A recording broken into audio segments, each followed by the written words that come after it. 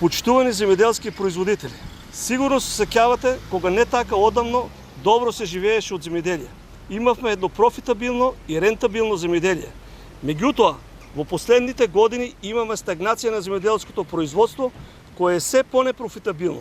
А како резултат на сето тоа, младите спасот за опстанок го гледаат надвор од државата. Почитувани земеделски производители, сега после низа години на стагнација и уназадување на земеделското производство, со поканата за членство на нашата држава во ЕУ и НАТО, ни се укажува прилика за добивање на поконкурентно и порентабилно производство и задржување на младите во државата.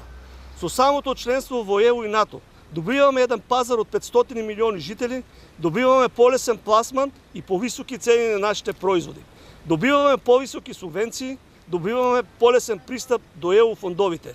Затоа да излеземе сите на 30 септември и го дадеме гласот за Европска Македонија, со која одлучуваме како за еднината на државата, така и за еднината на нашите деца.